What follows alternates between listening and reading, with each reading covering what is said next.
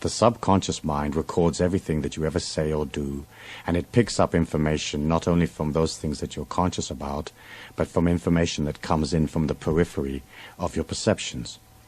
As you look at yourself as an individual, you can say to yourself, yes, I've had a pretty successful life. I'm here, I've done quite well, and now I want to move on. And this tape is particularly directed at going beyond some of those limitations that perhaps lie within your mind that limit you from becoming a total being or expressing as much energy or possibilities as are available to you. The main reason why people sometimes suffer a lack of confidence is basically because they see the world outside of themselves rather than inside of themselves. Let me explain that, because the concept to some people is a little obscure. When you go out into a park or into a forest and you look at a tree, what you're looking at is a reflection of light. That light hits the retina of the eye upside down and is converted up the right way through a mechanism in the brain. Even though that tree is, in effect, outside of you, it's not a part of your body, the only place that you can experience that tree is inside of you. It is subjective. You can only experience that tree in the mind. So when we look at something that is outside of us, we will have the illusion of us and the tree being separate. And as you look at life and you see it separate to you, it begins to take on a feeling that it is you against the world, that circumstances are actually attacking you or debilitating you in some way. And as you develop a philosophy or a mindset that says it's me against them, it's me against life's circumstances, it begins to rattle the strength that you have inside of yourself. It rattles your confidence. The first step in self-confidence is to understand that everything you see, all the interactions and circumstances that you are part of, are in fact a part of the inner you. And that part is unique to you. No two people experience life the same way, experience reality the same way. If we took 50 people out to the park to look at that same tree, they would all see a different tree. Because there are no two people walking the earth plane that have the same eye. The eye is made up of rods and cones, and the structure and quantities and the way that the rods and cones develop in the eye are always different and special to each person. No two people have exactly the same nervous system, and no two people have exactly the same contents to their mind. And so everybody will look at that tree and they will say, this is a green tree. And we will all agree on it being a green tree. But in fact, we are looking at 50 different trees if there's 50 people. What I'm trying to illustrate by this example is that what you see of the world is clouded by who you are.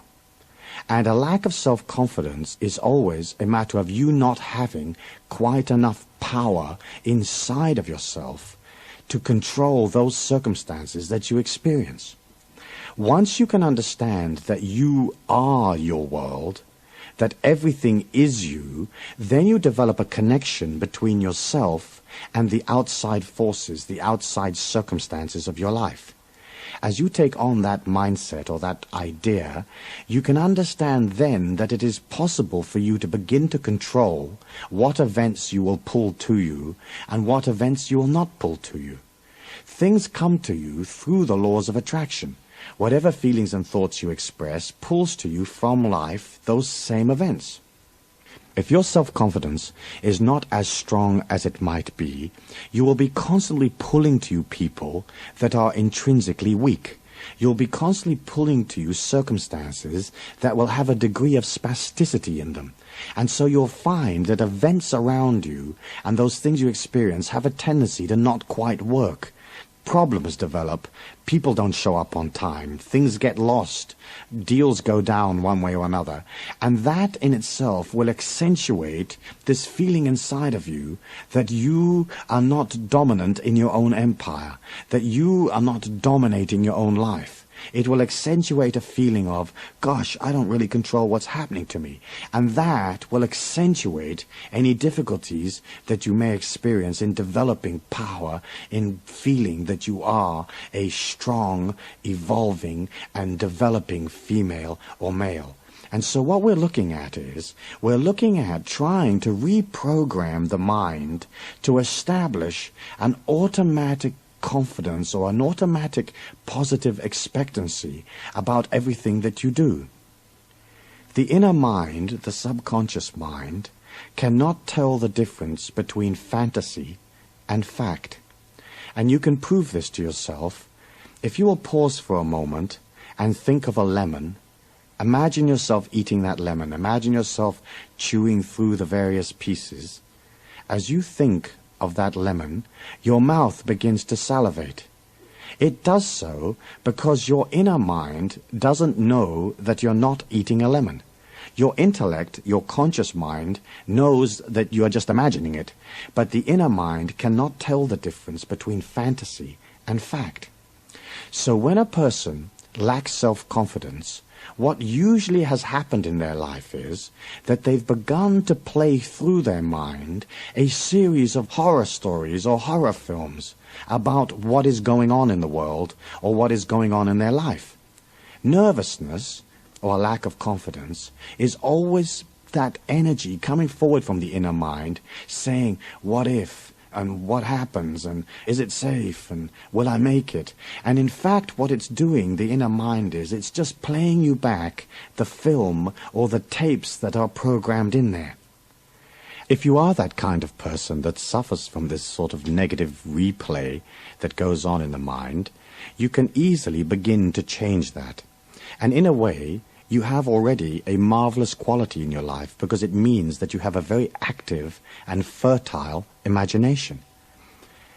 The name of the game is to begin to understand that the horror stories or the fantasies that are inside the mind are not true. They are just fantasies. There is no reason why you cannot live your life in absolute confidence and safety right the way through till the end of your days. It is a fact that very few people ever die a violent death. I think I'm right in saying it's about 1% or less. But when you look at the media and the TV news and you hear about events going on in the world, it is always the violent death or the difficult situations that are featured, because you can't run a paper which deals with positivity.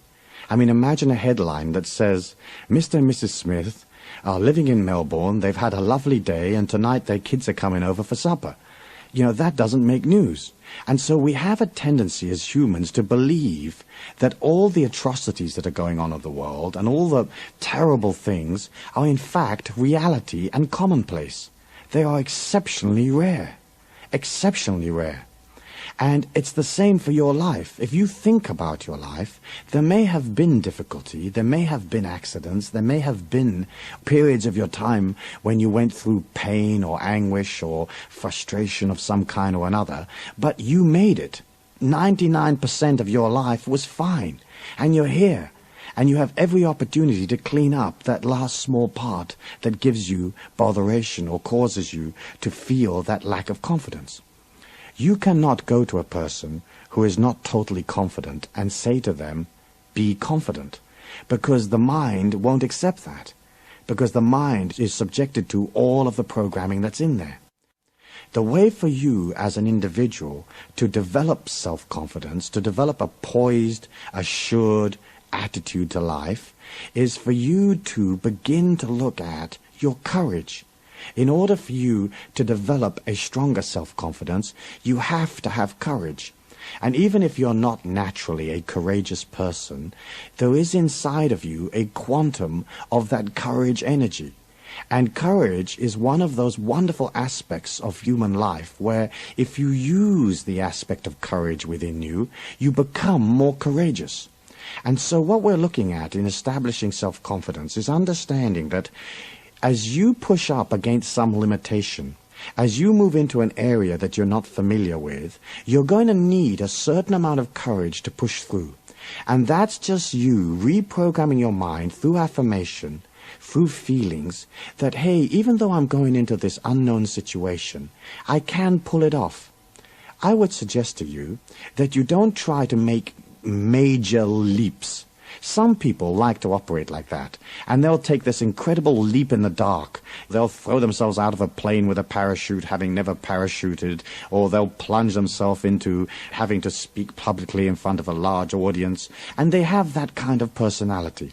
But if your personality is not like that, then what you need to do is set up a program for yourself on a daily basis whereby you will face areas that are uncomfortable for you, and you will push a little further than you went before.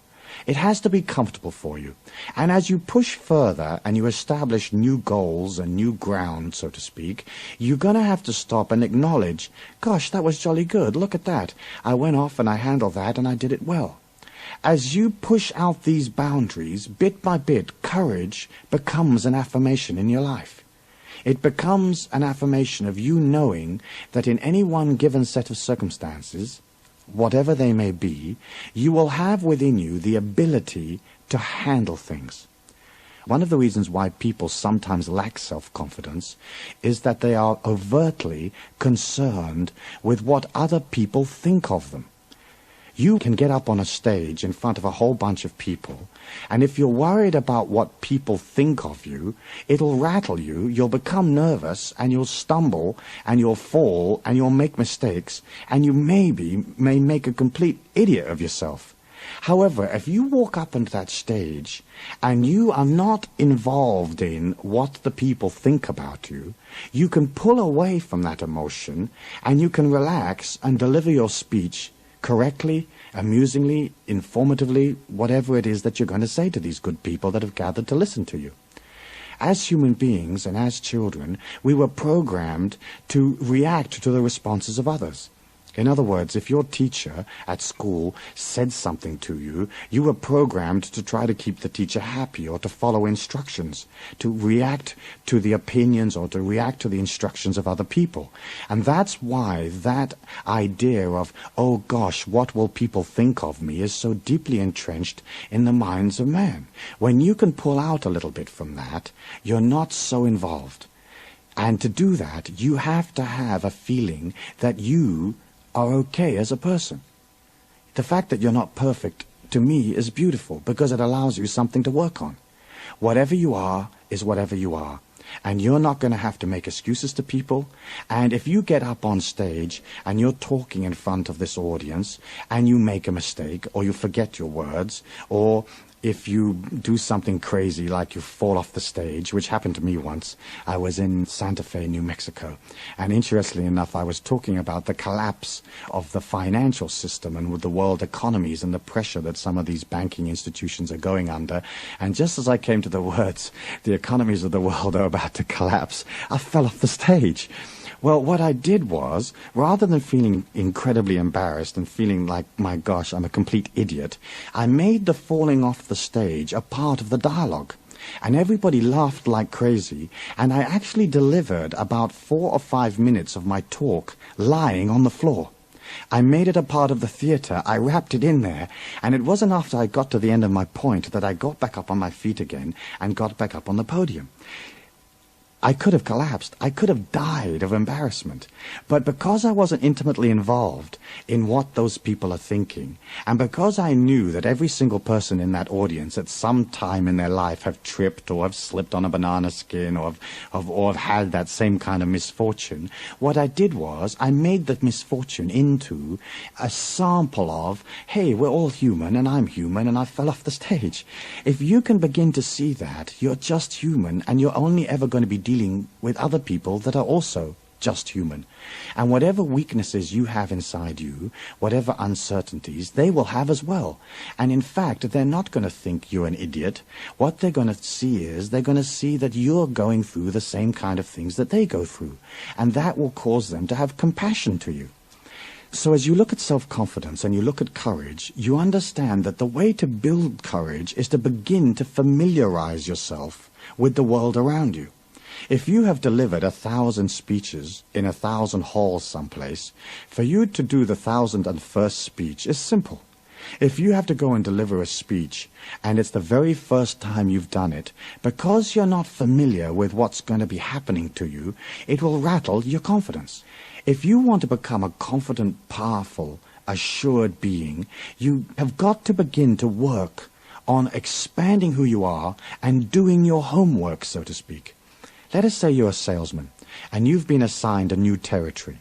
Rather than just driving into the territory and going and seeing the first customer at 9 a.m. Monday morning, what I would do is I would arrive in the territory on Sunday, and I would drive to the area that I was supposed to cover, and I would familiarize myself with the area. Where's the bus stop? Where's the station? What are the shops? What does a place look like that I have to go to? You may want to peek in the window. What does the furniture look like? What is this situation around here? And as you familiarize yourself with the situation, then when you walk back into it, you do not arrive with that energy of newcomer. You already have an understanding of what you're doing. Familiarity is the way to develop self-confidence, and sometimes we can't be bothered. We would rather sit in a corner nervous than to begin to break down that nervousness. Any time that you have performed a function or some series of actions in your life successfully, it allows you a tape in your mind that has that information. And so if you went and you made a sales call on Monday morning in this new territory, and the sales call was positive and the people liked your presentation, and whether they bought or didn't buy is irrelevant, just as long as it was a positive and warm interchange between yourself and those other people that you went to see, you would take a moment to replay that tape in your mind. You replay getting out of the car, walking in the store, what was said, how did you open your notes, or how did you present your product or your samples, what worked, what didn't, when you spilt the coffee, why was that? Next time perhaps you're going to be sure that the coffee is not so near the edge of the table, or that as you're waving your arms around demonstrating this incredible thing that you're trying to sell them, you make sure that the coffee is out of reach and away to one side perhaps. And as you replay that tape in your mind, it sets up a feeling of strength, because again, the mind doesn't know that it's fantasy, and so the mind thinks that you're actually in that shop making that sale.